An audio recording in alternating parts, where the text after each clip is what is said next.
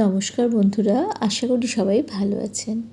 আজকে আপনাদের সঙ্গে একদম একটা নবাবী স্টাইলের কাতলা মাছের রেসিপি শেয়ার করছি। তার কারণ হচ্ছে সামনেই পয়লা বৈশাখ, আজ বাদ কালই পয়লা বৈশাখ। যা কারোর যদি এই রেসিপিটা ভালো লেগে থাকে, ইচ্ছে হলে এটা পয়লা বৈশাখের দিন রান্না করে বাড়ির সবাইকে খাওয়াতে পারেন। এর জন্য কী কী মশলা নিয়েছি দেখে নিয়েছেন। পোস্ত, কয়েকটা কাজু বাদাম এবং একটু 1 চামচ মৌরি নিয়ে সেটার একটা মিহি পেস্ট করে নিয়েছি। আর এদিকে নিয়ে নিয়েছি 4 পিস কাতলা মাছ, সেগুলোতে খুব ভালো করে নুন হলুদ লাগিয়ে ম্যারিনেট করে নিতে হবে। এটা আমার বাড়িতে যতবারই আমি বানাই এই মাছের রেসিপিটা, আমার ছেলে কিন্তু বলে যে মা, এটা কিন্তু একদমই অন্যরকম স্বাদের এবং ভীষণই ভালো হয় খেতে। বন্ধুরা, এটা কিন্তু যে কোনো অকেশানে, যে কোনো স্পেশাল দিনে অথবা বাড়িতে কোনো গেস্ট এলে এই রেসিপিটা একবার ট্রাই করে দেখতে পারেন বন্ধুরা। খুবই সামান্য মশলা, আজকাল এইসব জিনিস সবারই কাছে মোটামুটি থাকে। দেখুন, এর জন্য আমি 4 পিস মাছের জন্য 1খানা পেঁয়াজ খুব মিহি করে কুচিয়ে নিচ্ছি। এটা দিয়ে আমি বেরেস্তার মতন একটু ভেজে নেব, সেই জন্য সেই রকমই মিহি করে পেঁয়াজটা কুচোতে হবে, যাতে করে বেরেস্তার মতনই এটা ভাজা হয়। এরপর আমি নিয়ে নিচ্ছি কড়াতে সর্ষের তেল। আমি এই রান্নাটা সর্ষের তেলে করি, আপনারা ইচ্ছে হলে এটা কিন্তু হোয়াইট অয়েলেও করতে পারেন। যেহেতু এই রান্নাটায় হলুদ পড়ে না, হোয়াইট অয়েলেও আপনি কিন্তু এই রান্নাটা করতে পারেন। এবার ম্যারিনেট করে রাখা মাছগুলোকে আমি একটু লালচে লালচে করে ভেজে নেব। খুব বেশি কড়া করে ভাজবো না, একটু লালচে মতন করে মাছগুলোকে ভেজে নিয়েছি। মাছগুলো এবার কড়া থেকে আস্তে আস্তে তুলে নিতে হবে।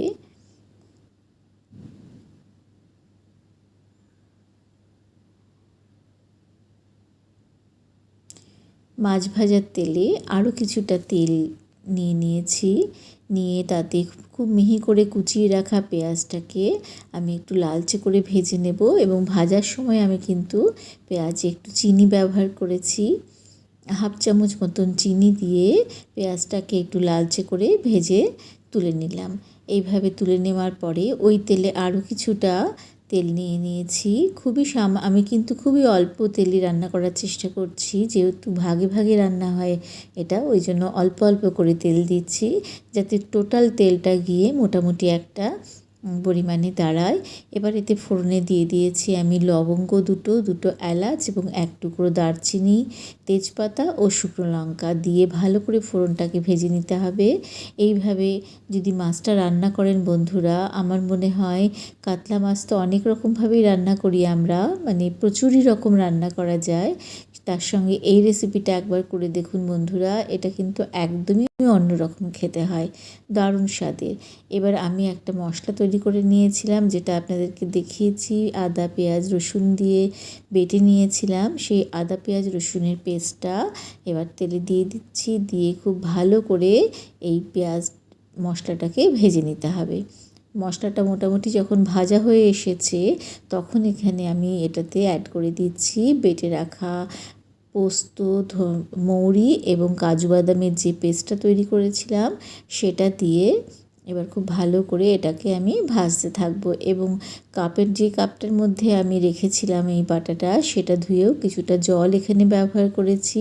জলটা দিতে হবে, কারণ এটাকে আমি এখন ভাজবো, একটু জল না থাকলে কিন্তু ভালো মতন ভাজা হবে না।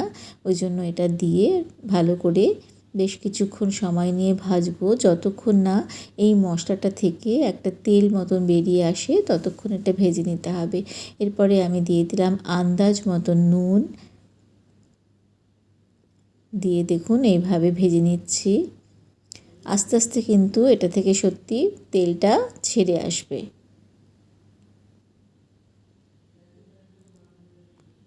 এবার ব্যবহার করছি অল্প চিনি। এই রান্নাটা কিন্তু একটু বেশ মিষ্টি মিষ্টি হয়, তার জন্য কিন্তু চিনিটা অবশ্যই দিতে হবে। এবার দিয়ে দিলাম আন্দাজ মতন বেশ কয়েকটা ঝাল ঝাল কাঁচা লঙ্কা চিড়ে, দিয়ে খুব ভালো করে মশলার সাথে মিশিয়ে মশলাটাতে পুরো তেলটা বের হয়ে আসা অবধি ভেজে নিলাম।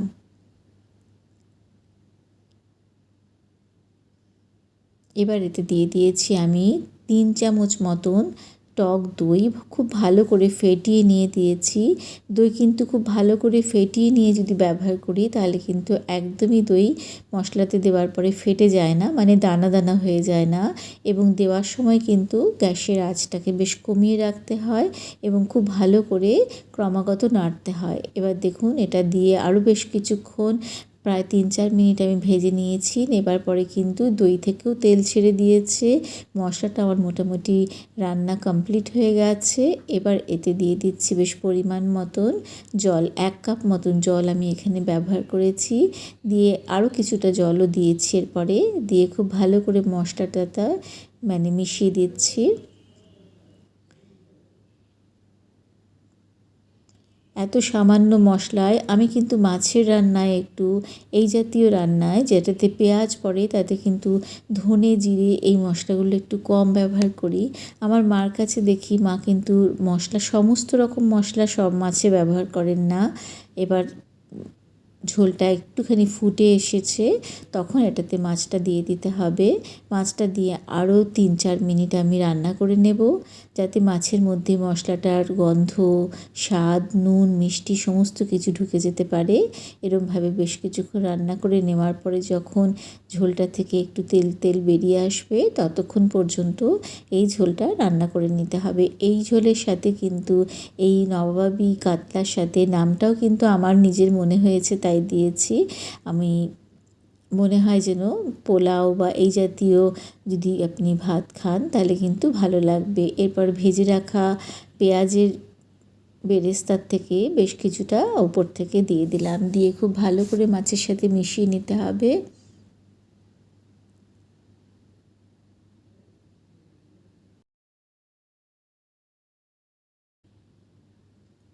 আরও মিনিট 2 বেশ ফুটিয়ে নিয়েছি। ফুটিয়ে নেওয়ার পরে